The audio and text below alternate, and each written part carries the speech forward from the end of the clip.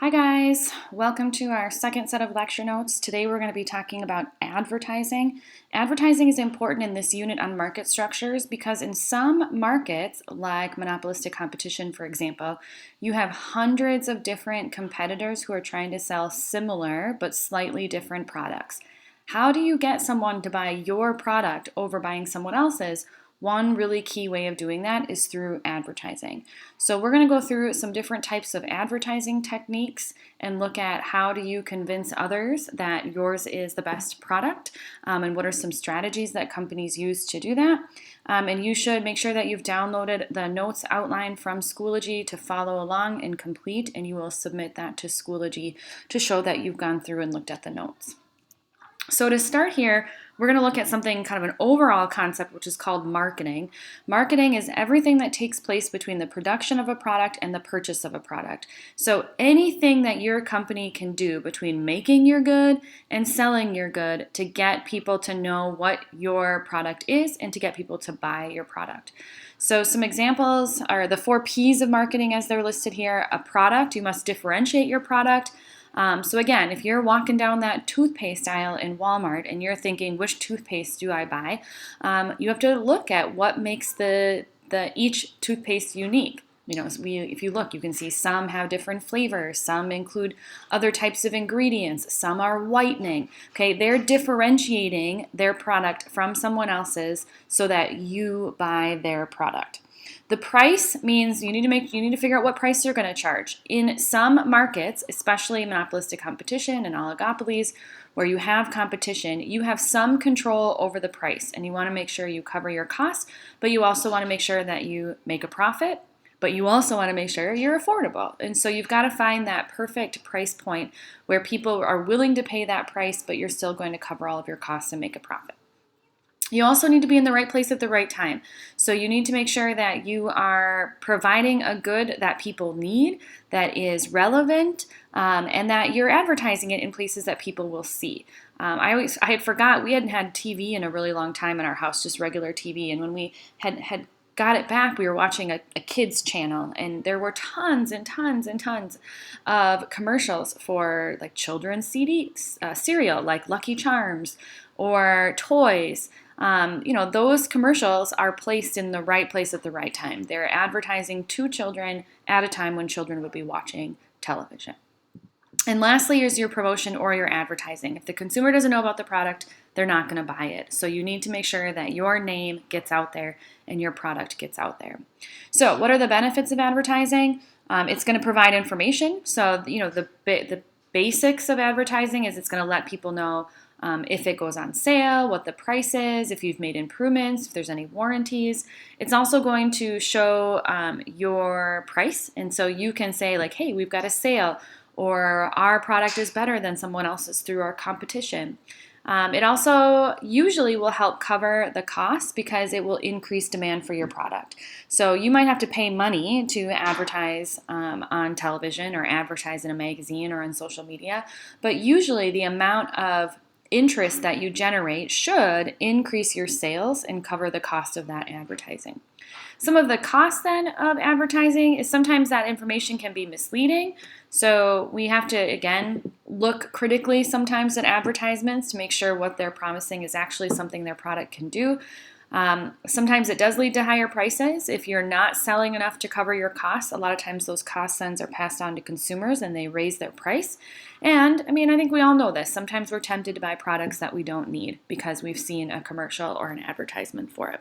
I know sitting at home over the last few days here, my kind of falling for these commercials is more effective because I'm just sitting around and I'm more likely to buy stuff and click on it and take a look.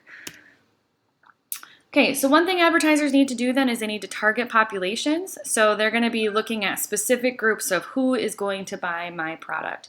So we're looking at age, interest, wealth, race, gender. If you look on the picture there, those cereal straws, I guarantee you those are not meant for me, but my kids would certainly like them. So you're going to look at the bright colors they're using, a cartoon character. They're offering a free sports t-shirt when you mail in tokens. All of those things are ways that they're gearing that towards their audience, which is children. Okay, location is also really important. Are you going to put it on a billboard, or is you going to put it on TV, radio, magazine? Now we're seeing a huge increase in the amount of advertising on social media like Instagram and Facebook. I mean, they're generating information about what you look at, and then they're targeting ads that are specifically related to your interests. And we see that happening all across the internet, of more targeted advertising directly to you as a member of the population they're trying to sell to. Other targeting populations, they create a problem and offer a solution. So they're essentially saying, hey, did you know that this is a problem? Like, maybe you didn't even know. But if you didn't know, like, we're telling you we've got a solution to fix that problem. And again, the future, looking at internet, cell phones, social media. I was listening to an interesting podcast the other day that talked about how your phone is sending information constantly to where you are, what you're doing, and businesses are using that information to create their advertisements and design them specifically for you. So we're going to watch a few cartoons here and talk about what strategies they're using, who are they targeting, what kind of audience do they have. So the first one, this is one of my favorites. This is a Halloween commercial, and you can kind of guess what Who likes Halloween candy? Well, we're going to replace candy with some healthy Halloween treats today. These are called Veggie Fruit Chews, guys. This is the most worst I ever tasted. Not good. Mine tastes like broccoli. Yuck. Mine tasted like poop. It's kind of good, kind of bad. Be honest with me, Adriana. It's bad. We have asparagus flavor, beet flavor, vitamin A and D. Hey, you're saying disgusting stuff is good stuff, and it's disgusting. You're going to love these healthy nori pops. Nori pops? It also has a fibrous quality, which is going to get your colon going in the morning. They're disgusting. These are tofu ghost mellows. Tastes like rotten dough. What about artichoke buttercups?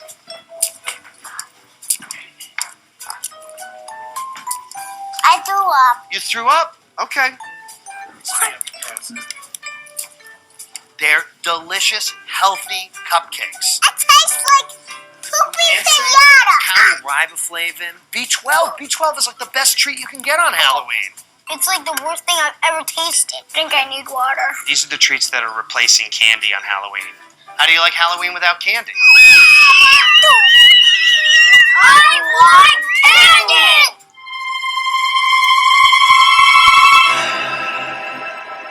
So thankfully there's Crest and Oral-B. So the point here, I mean, this, even though there's kids featured in this commercial, it's not designed for kids, it's designed for parents. I still laugh every time I watch this video, and I've seen it like 100 times. When that girl throws up, that's hilarious.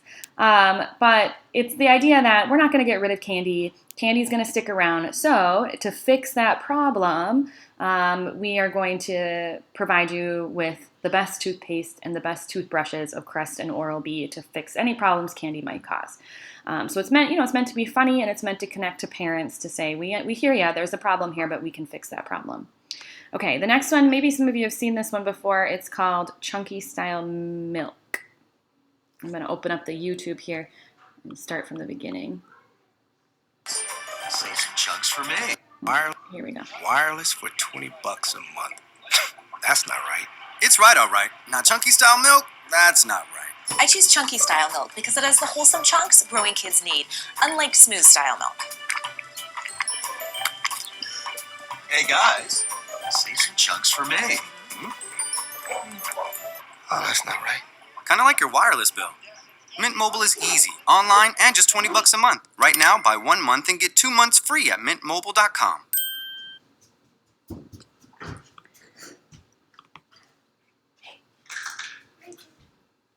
Okay, so you can see in this one, I mean, this one I struggled with because I think it's really funny and it's memorable, this idea of chunky style milk, and you kind of have a gut reaction. But it took me a long time to figure out what Mint Mobile was.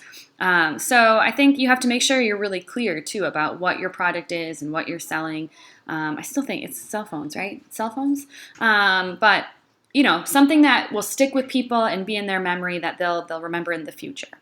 Okay, I'm actually going to skip this one and we're going to move on to advertisement strategies. So what are some other strategies other than just targeting a specific population or trying to tell you a problem and how you're going to fix that problem?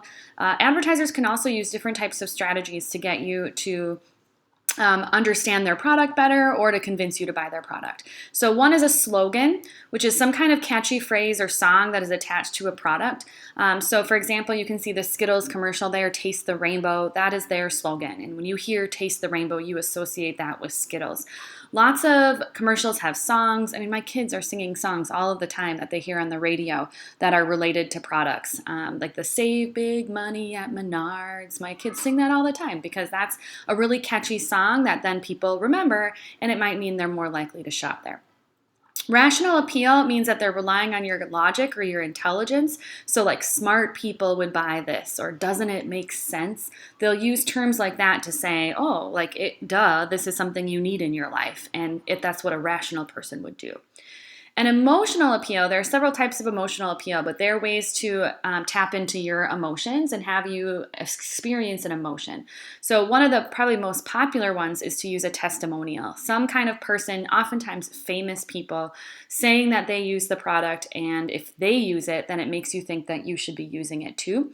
And the same idea with bandwagon, if everyone else is doing it, you should also do it. So like if they talk about the number of people who've purchased it, or the total number across the country. I think Verizon does this all the time where they show you a map and across the country here are all the people using it. That's the idea of a bandwagon.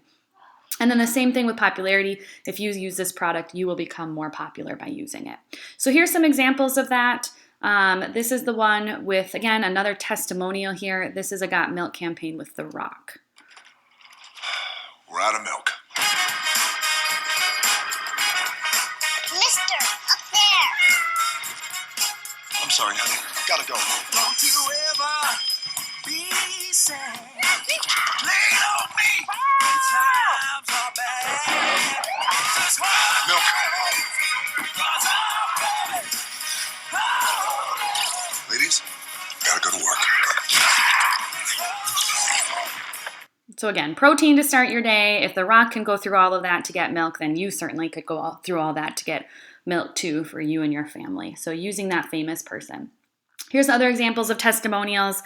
You've got LeBron James and Cardi B and Katy Perry and Jennifer Aniston, who are all advertising certain products. And again, if they use it, the expectation is you should use it too. You want to be like them. You want to be kind of do what they do.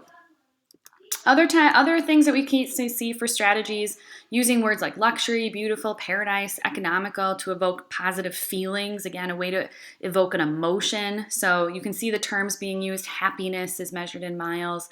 All the fun you can handle, low prices. Those are things that would elicit a response from you, like, oh, buying this car would make me happy.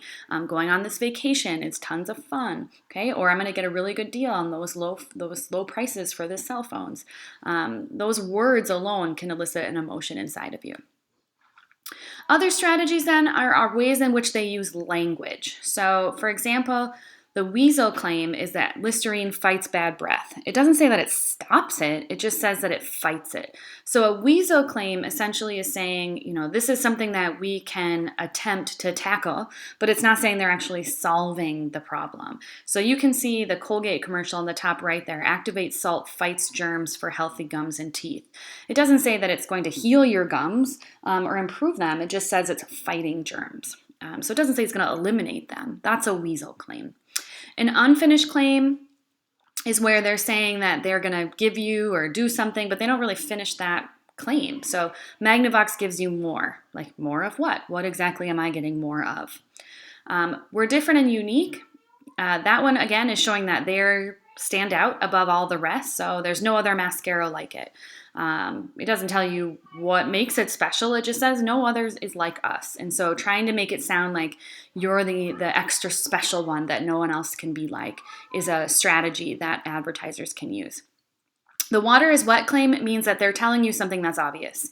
So for example, the Rheingold, the natural beer, like beer is made from grains and water. There's no way beer is not natural. They're kind of saying a duh claim here. Like, oh, you're telling me that toothpaste cleans my teeth. Duh, like of course it cleans my teeth. All of them do. So it's kind of making the statement that they are trying to make it seem like it's really special, but the reality is they're just telling you something really obvious. The so what claim. The example there, Campbell's gives you tasty pieces of chicken and not one but two chicken stocks. So what? Like, what makes it better that it has 2 chicken stocks instead of 1? So they're telling you information, but really, if you think about it, so what? Why does that matter? Why does that improve the product? A vague claim, the example for skin like peaches and cream. What exactly is my skin going to look like if it looks like peaches and cream? It doesn't give you specifics. It just gives you this really vague general sense of this is what's going to be better. The compliment the consumer means that they're telling you something that makes you feel good about yourself. So we think a cigar smoker is someone special. So then you think, oh, if I'm a cigar smoker, I'm someone special. And it's a compliment to you, which then makes you want to buy it. And the last one here is a rhetorical question. Shouldn't your family be drinking Hawaiian punch? It's kind of asking a question that you don't need to answer. They're kind of saying, again, almost like the water is wet claim, like, duh, like you should be. So go out and buy it. Okay, so a couple more examples here. You can see with this Head & Shoulders commercial or advertisement, it says take a rejuvenating escape. So again, using language that elicits an emotion, that using Head & Shoulders would be rejuvenating. Its formula contains a C mineral essence. Okay, so what? Like, what would a C mineral essence do for me? It doesn't tell you that. It just says that it includes it. And surprise yourself. This idea that this is going to be this really luxurious experience by using Head & Shoulders shampoo in the shower. This one too, this is for Kellogg's cereal. It says a bowl of cereal may help reduce the risk of osteoporosis. And again, may, so that's kind of the weasel claim. Like, it doesn't say it will reduce osteoporosis, it just says it may. And in fact, research shows women who get added calcium from milk that tops their cereal get more calcium in their diets than women who don't. So the idea that you could get more calcium if you are eating cereal. Again, it's proposing these problems and saying that it might help a solution, but it's not saying it's going to solve it for you. Okay, a couple other, I'm going to skip that one. I'm going to show you this Old Spice commercial. Many of you have seen these before. Think about what strategies are included in the Old Spice commercial.